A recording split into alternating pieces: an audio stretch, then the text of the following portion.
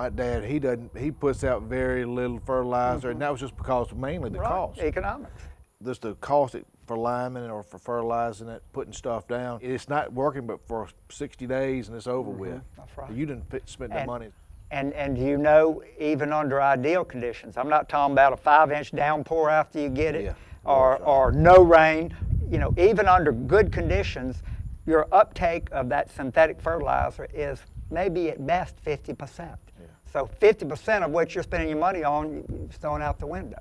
I can tell you, I remember one year, I can remember it like it was yesterday, we spent $90,000 on fertilizer. We had had a couple good years and had a little money, and I mean, we put out 2 tons of lime, and we put out chicken litter, and we put out all this stuff. And I'm thinking, with the idea that, you know, I was okay, it was an investment. I was putting it in that soil, and it was gonna be there that I was gonna use down the road. And that was just a bad premise.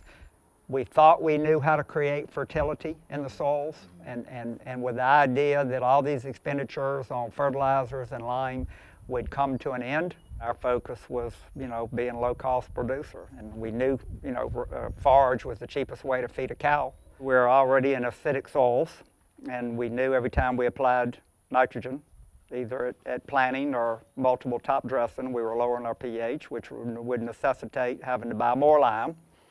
And all those prices in the last,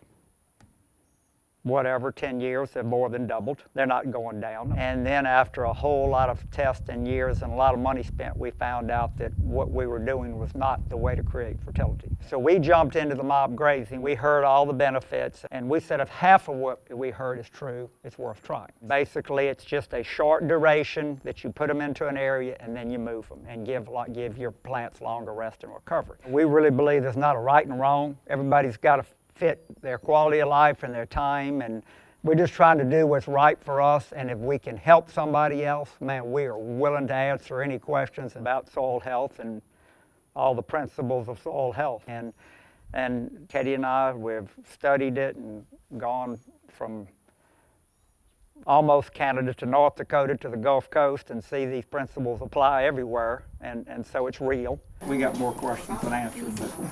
I know we're not using fertilizer anymore and haven't for 6, 7 years, 8 years, and growing more grass than ever. We were told if we did this, it was going to happen. You know, vetch, cali peas, another legume. So all these different species are in that seed bank that if you just drop this grazing strategy, things will happen, and it's free.